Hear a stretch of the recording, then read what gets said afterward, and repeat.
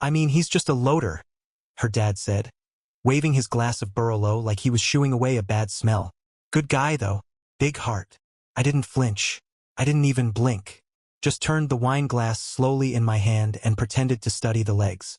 Across the table, her sister giggled the way only someone who's never done real work can. Didn't he, like, fix a forklift last month? So handy. My Tesla needs a tire rotation. Maybe he can pop by. Laughter erupted. The investors joined in. A few raised their glasses to me mockingly. Cheers to the forklift guy. One even snapped a photo like I was a novelty act at a dinner theater. And her? She didn't even look up. Just kept scrolling through her phone, absently pushing kale around on her plate. She didn't say a word in my defense. Didn't shut her sister down. Didn't flinch when her father turned me into the dinner clown in front of some of the most connected people in Silicon Valley. It's funny how silence can hum louder than shouting. I smiled. Not because it was funny, but because I already knew something they didn't. I had the term sheet in my pocket. Closed that morning. Chronos Logistics. Stealth mode. Seed round led by an angel group in Singapore. Anonymous LLC. Registered under a holding entity I'd structured offshore 2 years prior. While they laughed, I had already moved their queen 4 plays ago. They just didn't know it yet. Oh, and if you're one of the 97% of listeners who haven't hit subscribe yet, maybe do it now? These stories are built by a small team who work hard to keep them coming daily. You hitting that button tells us we're on the right track. Thanks, legend. Back to the show. The setting was surgical in its opulence. Her father's estate stretched across 20 acres of vineyard-adjacent land in Marin. Long wooden table dressed in bone-white linen. Chandelier above us made of recycled wine barrels or some other overpriced design choice that screamed, I pay architects to impress other rich people. The man to my left was a partner at a VC firm that turned down my startup 3 months ago. Said it lacked technical clarity. Cute. He asked me how warehouse work was going. I told him, boxes still need stacking. Logistics is eternal. He smirked, turned away. I could already feel the punchline forming in his throat, dying to be shared over digestives. They saw my presence as an awkward token of my fiancée's poor judgment. She had potential, they liked her. Whipsmart, went to Stanford, had that slick startup polish. But dating the help? That was her phase. The sisters had bets on how long until she upgraded. And I let them perform. Because 5 years ago, when I was breaking down pallets at 3 a.m. in a freezing warehouse outside Modesto, I started seeing the flaws. Not just in supply chains, but in the way decisions were made. Broken routes, useless middle layers, the way return policies bled margins dry. I didn't just lift boxes, I dissected them. Every barcode, every scan time, every inefficient route mapped in my head until I saw patterns nobody was tracking. That night, as the wine flowed and the mockery sharpened, one of the investors leaned in. You know, he slurred, maybe your startup could be a box stacking simulator. Gamify the grind, right? They roared. Even the waiter, God bless him, winced. I set my glass down and stood. Quietly. No dramatics. Excuse me, I said. Just need to take a call. No one stopped me. Why would they? Just the loader. Forklift guy. The plus one. I walked out onto the balcony and stared across the vineyard. My phone buzzed. Transfer complete. The text read. Full seed. All funds cleared. I took a deep breath. It wasn't the money. It was the silence I craved. The kind that comes before the storm, when the air thickens and no one knows why their skin feels tight. Back inside, dessert was served. Creme brulee with some lavender nonsense. Her father's voice boomed again. God help me if he tries to pitch at this table. More laughter. But I wasn't pitching. Not anymore. I was already building what would bury their portfolios. One delivery route at a time. It started with a clipboard. Not mine, Frankie's. He was the shift supervisor back when I worked graveyard at Lintel Fulfillment in Stockton. Third-party logistics. Brutal hours. Breakroom microwave always smelled like burnt Hot Pockets and regret. Frankie's clipboard was chaos. Scribbled truck IDs, delivery reroutes, missed pickups, delayed returns. Every night, same issues. Every night, same dumb fixes. But something clicked. One night, I asked him, why are we sending 3 trucks to the same zip code 4 hours apart? He blinked. 'Cause that's how the system split the route. I nodded, but I started watching. Pulling data when I could. Scan logs. Dispatch sheets. I wasn't supposed to, but no one cared about the guy wiping down the conveyor belts. I could have been building bombs in the back office and management wouldn't have noticed. So I started writing. On my lunch breaks, I mapped what I saw. Excel at first, then Python scripts, then models. They weren't pretty, but they worked. I called it Project Chronos after a Greek helmet I saw once in a museum as a kid. Stuck with me. Something about protection through strategy. Felt right. The first version just rerouted returns. Made suggestions to consolidate failed deliveries. My laptop couldn't even run it all at once. I had to simulate in chunks. It wasn't glamorous. I coded between shrink-wrap cycles and clocked in early to use the shared terminal before the others showed up. I slept 4 hours a day, ate nothing that couldn't be microwaved in 60 seconds, and hadn't seen my mom in months. But for the first time, it all made sense. The world was built on logistics, and logistics were built on inefficiency. It wasn't about changing the system. It was about understanding it better than anyone else. I knew I needed cover. No one funds a startup from a warehouse dock. Not in this town. So I called Damon. He was a roommate from college. Business major. Mid-level sales job now, but clean-cut, charming. A natural face for polished decks and pitch meetings. "Want to be the founder of a logistics company?" I asked. He laughed. "Wait, like trucks and stuff?" "Exactly. You'll need to sit through a few VC calls, but I'll run ops. Everything back end. I get equity? You get plausible deniability." He paused. "I'm listening." We signed docs the next day. Delaware LLC. I used an alias as the incorporator and funneled ownership through a second company I'd set up a year earlier. Purely for tax reasons, but now it served as a perfect veil. Chronos was born. At first, we operated like a tech-savvy courier firm. Small accounts. Just enough to test the model in the wild. The pitch was basic. Real-time route optimization for local drops. But behind the scenes, it was already predicting customer churn, adjusting warehouse pick paths, and assigning deliveries by predicted driver fatigue. My code was evolving with every scan, every drop, every return. I used my employee login at Lintel to pull real-case anomalies and test response times. No one noticed. They thought I was just another shift grunt with too much time and not enough ambition. Meanwhile, I had pilot tests showing 14% efficiency gains across 6 zip codes. We didn't need an office. We needed data, and I was swimming in it. I remember the night it became real. A driver pulled me aside during my smoke break. "Hey, loader guy," he said, half laughing. "I don't know what you changed, but these new routes? I'm getting home an hour early. My wife thinks I got fired." I shrugged. Lucky day, I guess. Inside, my heart pounded. That route had been Chronos optimized. I stayed invisible on purpose. I let Damon take credit. Let him show up to meetings with slick pitch decks and just enough buzzwords to stay interesting. He never asked too many questions. That was part of the deal. Don't touch the core engine. Don't talk to the dev team because there wasn't one. It was just me. Every system they mocked, every network they believed was untouchable, was built on delay, bloat, and complacency. Chronos wasn't built to compete. It was built to quietly replace them. No press, no launch party. Just quiet, ruthless efficiency eating away at their margins. By the time they'd even see my name, it'd already be too late. I proposed with a ring I'd saved for over a year to buy. A solitaire diamond, simple, clean, no halo or pave nonsense. Just clarity. That was always the point. We were standing on the cliff trail just above the Point Reyes Inlet. Wind slicing through the pines, fog curling like smoke around her boots. She said yes before I even finished the sentence. Threw her arms around me, tears in her eyes. Or maybe mist. I wanted to believe the first one.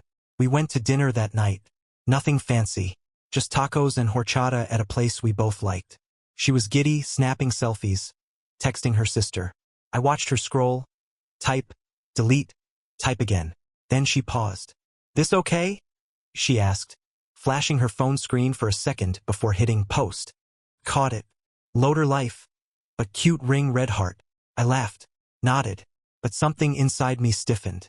Later that night, while she was brushing her teeth and humming some mindless pop song in the bathroom, I sat at my desk and opened my laptop. Chrono's back-end dashboard flickered to life. I stared at the access logs, the list of authorized users. She wasn't on payroll. Never was. But once, maybe 6 months ago, I'd shown her a few of my dashboards, just to explain why I was always working on that weird spreadsheet stuff. She'd nodded along, half listening. Said something like, "You're such a nerd," before crawling into bed. I'd let it slide. Let her linger in the periphery of my work. Not anymore. I revoked everything. Every shared folder, every test link, every loose permission that might one day tie back to her. Gone. I watched her name vanish from the audit trail, one deletion at a time.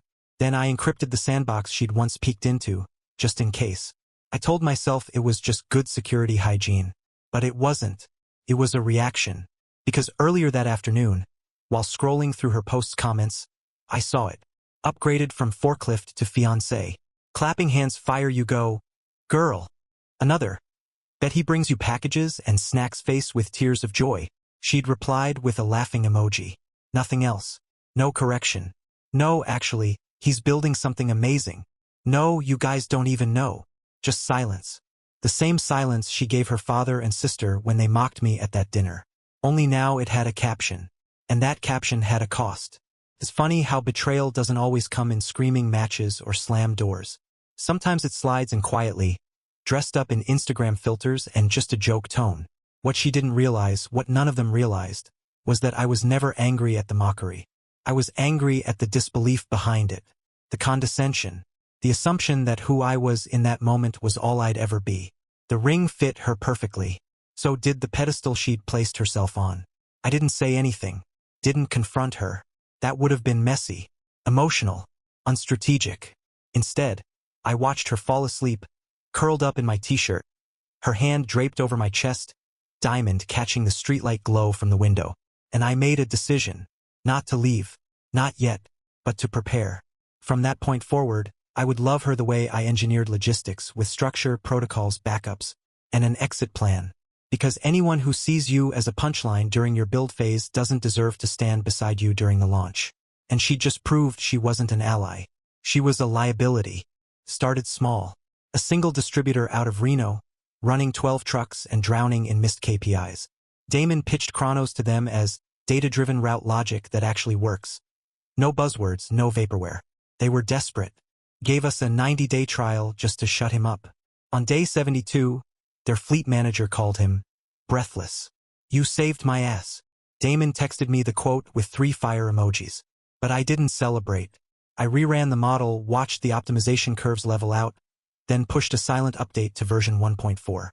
Minor patch, major shift. Because the real breakthrough wasn't the algorithm. It was what came next. The distributor's fuel use dropped 11%. Their drivers started skipping overtime. Warehouse clutter eased.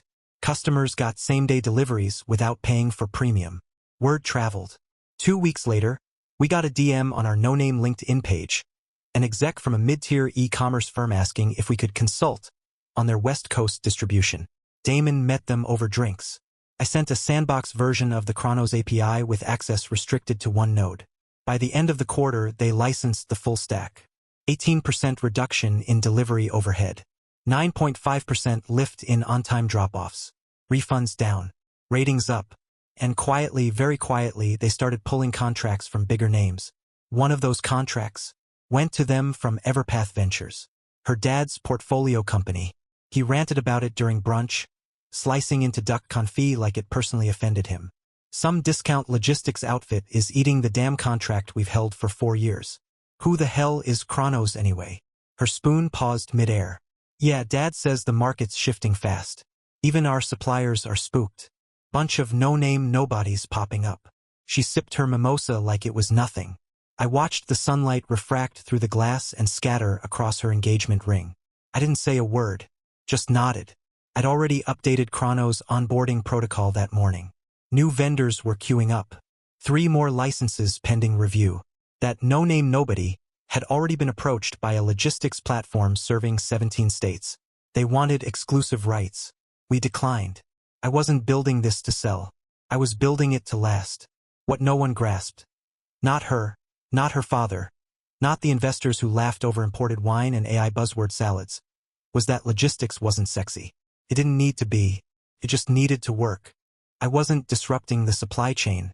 I was replacing it with one that didn't need middlemen and VC-thirsty parasites. Every line of code I deployed erased another layer of their empire. And yet I never raised my voice, never claimed revenge. Never threw a tantrum or played the bitter genius card. I just built. Silently. Relentlessly. And they never looked at me twice. That week, she posted another photo of us. Sunset behind us, arms locked, ring glowing. Caption: Love and logistics yellow heart.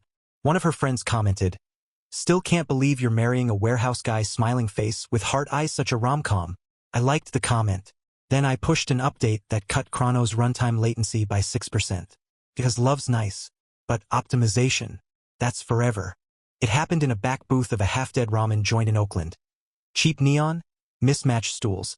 The kind of place where no one asks questions and the Wi-Fi always cuts out right before you hit send.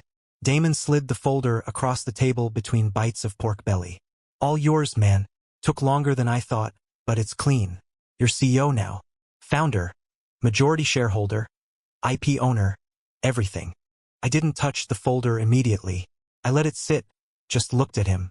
"You sure?" I asked. Damon grinned. "I was never gonna build this thing. Hell, I still don't even know how half your dashboard works. I just wanted to be along for the ride. And now I'm COO of a 7-figure SaaS logistics firm with no debt and no investor leeches. So yeah, I'm sure." He meant it. Damon had always been a transactional optimist. Smart enough to know where the value was, humble enough not to get in its way. I signed the papers slowly. Ink met paper. Pages flipped. Ownership transferred. I became the legal public face of Chronos. But we agreed no press yet. No announcement. Not until the restructuring was done and the legal trails cooled. I didn't need noise, I needed clarity. The same night, I met her for dinner. She wore red, her celebration dress. She called it. We had oysters. She ordered roes.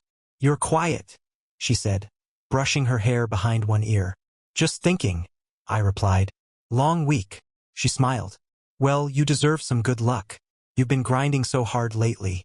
Loader to leader arc, right?" She thought it was a joke. I didn't laugh. The next morning, we went to the notary's office.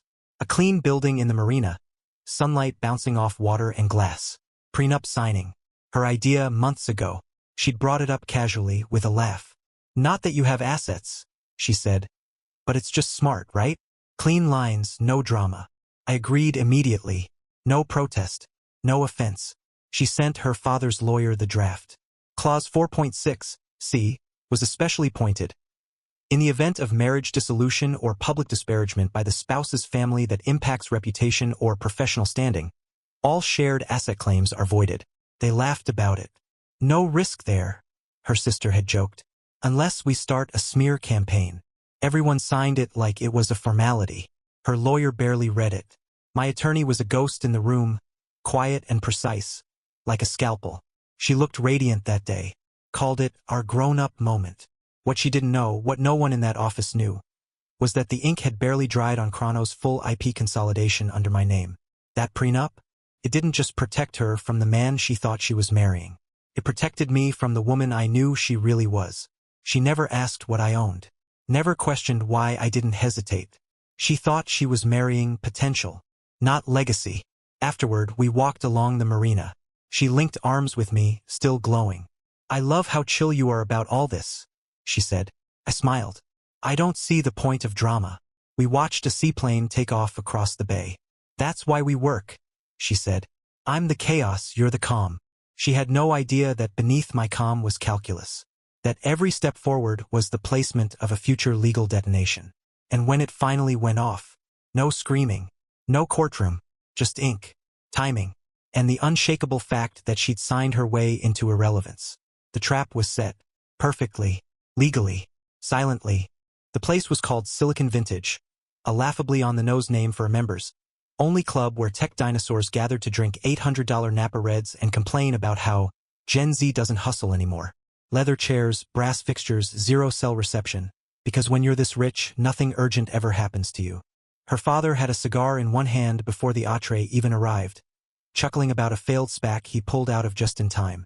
Across from him sat a young startup founder with the kind of haircut you only get when you let your Series B money do the talking. "You know," her dad said, loud enough for half the table to hear, "the real problem these days is disruption without loyalty. All these tiny firms undercutting the supply chain, gutting contracts, burning bridges. There's no honor left in business." He gestured toward the vintage bottle being poured. Used to be. A man's word was his pitch deck. Everyone chuckled. A couple of the older VCs nodded solemnly. The younger ones glanced around, sensing this was one of those dinners where you nodded, shut up, and let the old money whine. I didn't speak. I rarely did at these things. She leaned closer to her sister, wine glass tilting in her fingers like a dagger waiting for the tablecloth. At least I'm not marrying one of those guys, she said, loud enough to sting. You know, the app bros, the pitch deck hustlers. Can you imagine? Laughter rolled across the table like thunder off polished oak. I watched her lips curl into that familiar smirk. Half performance, half validation seeking. My eyes locked with hers. You sure you're not? I said calmly. The laughter faltered. Her sister's fork froze mid-air. She blinked, confused. What? I smiled. Nothing. The table tried to recover. A new anecdote, a toast to someone's recent acquisition. The founder across from me gave me a pity glance, the kind reserved for people who clearly didn't belong in the room but were tolerated for their relationship proximity to power. I looked at my watch. Dessert was 30 minutes out. I wouldn't be staying. The TV crew was already set up across town in a studio rented under my holding company's name. They'd requested a brief segment, the stealth startup reshaping logistics in the western U.S. I told them 20 minutes. Nothing live. No questions about my fiancé or my background. They agreed. As I stood, her father looked up. Leaving so soon? Got a call, I said. Some tiny firm gutting contracts. You know how it is. He laughed again, oblivious. Tell them loyalty matters. I nodded. Always does. She didn't stand. Didn't ask where I was going. Just watched me button my jacket with the same expression you give someone going to pick up dry cleaning. I walked past sommeliers, leather-bound stock portfolios, and tax-sheltered egos. Past the painting of the founder of the club, some railroad tycoon who probably died thinking he was irreplaceable. Outside, the air was cleaner. Not because I was free of them, because I was above them now, and they still hadn't looked up. They thought I was still the loader. They hadn't yet heard the words that were already being rehearsed by the anchor, off-camera. And tonight, we sit down with the anonymous force behind one of Tech Valley's most disruptive logistics startups. Who is the CEO no one saw coming? I straightened my collar and walked toward the Blacktown car waiting at the curb. Strategic exit. No plates broken. No voices raised. The only sound was the soft click of the door closing behind me. The news segment aired at 8:03 p.m., right as the creme brulee hit the table at her father's post-dinner lounge. The investors were still nursing their scotch, full of venison and self-satisfaction, when the flat screen on the far wall, usually reserved for muted golf or commodity tickers, suddenly brightened with a Tech Valley Network alert. Tonight's exclusive, the anchor announced, a rare on-camera moment from the mysterious logistics firm that's been quietly rewriting the rules of distribution infrastructure on the West Coast. Her father didn't look up at first, too busy explaining to a junior fund manager why direct-to-consumer pet food was the next gold rush. But her sister caught it. Wait, isn't that? The screen cut to me. Not the me in coveralls. Not the fixes forklifts me. This version wore a tailored slate gray suit. No tie, clean-shaven, calm, sharp, backlit by the soft gradient of Chrono's minimalist logo slowly pulsing behind me. The anchor's voice overlaid. After a year in stealth mode, Chrono's Logistics has surged onto the radar of top-tier firms with a proprietary algorithm reducing delivery costs by nearly 20% across multiple regions. And tonight, meet the mind behind the model, the CEO you've never heard of. Until now, the room went still. Even the bartender stopped wiping glasses. Her father turned, slow and confused. The camera panned closer. My name filled the bottom third of the screen in bold white font. Not a nickname, not an LLC alias. My full legal name. No hiding, no buffer. Just me. What the hell? Her sister whispered, fork half raised to her mouth, frozen mid-bite. That's him. Across town, she sat in the corner of a bar, sipping a lavender gin fizz, halfway through her second story about how her fiancé had such a sweet blue-collar work ethic. Her phone buzzed. Then again. Group chats lit up. Screenshots, reactions, confused emojis. A friend texted, "Wait, is this your guy?" Then came the video. Someone at the investor lounge recorded it.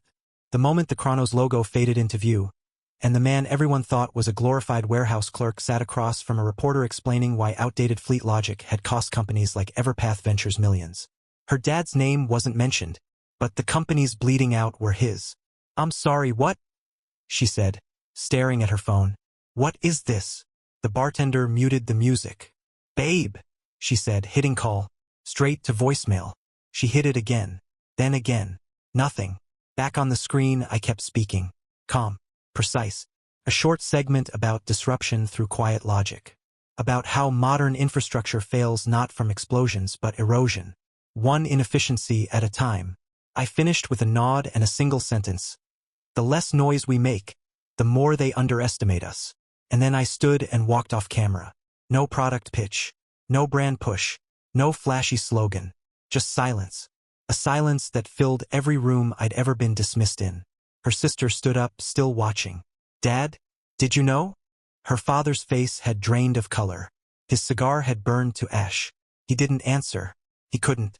Because the punchline was no longer mine to deliver. It belonged to the screen. To the moment. To the reveal that the man they mocked had never been trying to belong. He'd been building a future they were no longer invited to. The first thing to vanish was the confidence. Not gradually. Not like steam off a latte. More like a trapdoor under a stage. Sudden, humiliating, and very, very public. Her father spent the night glued to his phone, barking orders at junior partners who suddenly had a lot of questions about that Kronos thing. His email outbox filled with subject lines like, "Urgent," "Missed opportunity," and "Need immediate briefing." Where's our analyst? They didn't have answers. Because months ago, back when I was still nodding politely at vineyard dinners and pretending not to hear the mockery, his VC fund had passed on Kronos. Not just passed. Laughed. A junior associate flagged us after Damon's quiet pitch. Flagged the efficiency projections. Flagged the infrastructure claims. Flagged me, the anonymous technical partner who refused to do face-to-face meetings. Her father's comment on the rejection note? "Tell them to come back after their first collapse." He didn't even remember writing it. But I did. Because Damon forwarded it to me that same night. I printed it. Framed it. Hung it behind my desk. Just for days like this. And now, that same VC fund was hemorrhaging value. Their prized portfolio company, Everpath Retail, had rejected a licensing offer from Kronos 3 months ago. On his advice, he called it logistics vaporware. Last week, that company lost their distribution contract to a mid-sized competitor running my software. Today, that competitor's valuation tripled. He called their CEO, got routed to voicemail. Left 4 messages. No reply. His Slack channel filled with cold-shouldered reactions. A few partners started scrubbing mentions of Everpath from their bios. Damage control became impossible when TechCrunch published a story titled, "The Loader Who Built a Supply Chain Empire." Subheading? VC giants mocked his background. Now they're losing contracts to him. I didn't write the article. Didn't need to. Meanwhile, her sister was in a full PR panic. She tried to spin it on socials. "OMG, can't believe I knew him before he was famous, LOL nail polish." With a pic of me in a hoodie from 2 years ago, the comments turned quick. "Didn't you say he fixed forklifts? Girl, you dragged him in that rom-com post." Yikes, this aged like milk. I didn't reply. I never replied. And her? She emailed. Subject: "We need to talk." The body was just 1 sentence. "I didn't know. I didn't understand what you were building." I stared at it for a full minute. Then typed back, "You already did, just not to me." Sent. She tried calling right after. Blocked. Because when you spend your breath describing someone as less than, don't act surprised when they become unreachable once they're more than. At her father's firm, boardroom tension morphed into panic. LPs demanded accountability.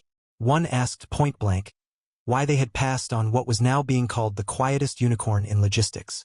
The managing partner threw up his hands. "I don't know. Ask Mitchell." But Mitchell, the junior analyst who'd flagged us, had left the firm last month. To work at Kronos. Full salary. Equity. Signing bonus. He sent me a screenshot of the meltdown in their Slack. Caption: "Told you they'd choke." I replied with a thumbs up. Across the bridge, her father tried calling Damon. Damon declined. Then texted me, "He sounds like he's on the edge of a heart attack." I responded, "Let him sweat. We didn't need vengeance. We had velocity." And velocity, unlike rage, scales beautifully. She showed up in a silk blouse and panic. No cameras. No makeup. No entourage. Just her and the tight clack of desperate heels in an echoing hallway, arriving at my apartment door with one goal: control the narrative. Except the door didn't open. Not because I wasn't answering. Because I wasn't there. The apartment was empty. Vacuumed. Stripped clean. Not abandoned, cleared. Like a phase of life removed from a hard drive. No note. No mess. No trace of what she once thought she owned. Just a single envelope taped to the inside of the doorframe, tucked beneath the light switch. It wasn't addressed. It didn't need to be. Inside, her copy of the prenup. The same document she'd laughed through during that appointment in the marina. She called her lawyer the same afternoon, voice cracking on the first syllable. "There's a clause," she said. "Section, I don't know. Something about." He interrupted her. "Section 4.6. C," he said. Flat. "I'm looking at it now." Silence. "Your family's public remarks, social media posts, and investor dinner transcripts all qualify as disparagement. Several were time-stamped and geotagged. Some even linked directly to your profile." She said nothing. He continued, now clinical. "Clause states that any verbal or digital statements made by family members, in the presence of the engaged party without objection, shall be considered tacitly endorsed by said party." Still nothing. He sighed. "It's enforceable. And ironclad." Her father's jokes. Her sister's Instagram captions. Her silence at that dinner, that brunch, that broadcast. Every moment she let me be dressed up as the joke version of myself. It was logged. And now, there would be no payout. No stake. No shares. The wedding venue was quietly canceled. The florist deposit, forfeited. The photographer posted an opening on Instagram. She called Damon. He didn't pick up. She called my old number. Out of service. She drove by the Chronos office listed on the LinkedIn page. It wasn't even ours. Just a WeWork mailbox with a forwarding address. She sat in her car outside for nearly an hour. Engine idling. Eyes glazed. The ring still on her finger. Less a symbol now, more of a punchline. Later that night, her sister texted her. "Wait. Are you telling me you really signed that thing?" No reply. Her lawyer followed up the next day with final confirmation. "All prior asset-sharing expectations are null. Future earnings of Chronos or any affiliate entities are separate property. You retain what you brought in. Nothing more." She stared at the sentence for a long time. She had brought something in once, her presence, her confidence, her social shine. But those things only mattered if the other person believed they were rare. And I had long since stopped believing. The day she posted that "Loader life, but cute" caption, that's when I started designing the kill switch. She'd mistaken compliance for comfort. My silence for softness. But I was never building a marriage. I was building an escape route with legal clearance. Now it had executed perfectly. Clean. Silent. Irrevocable. The screen glowed in amber tones above the rooftop bar, humming quietly above the clink of glasses and low conversations.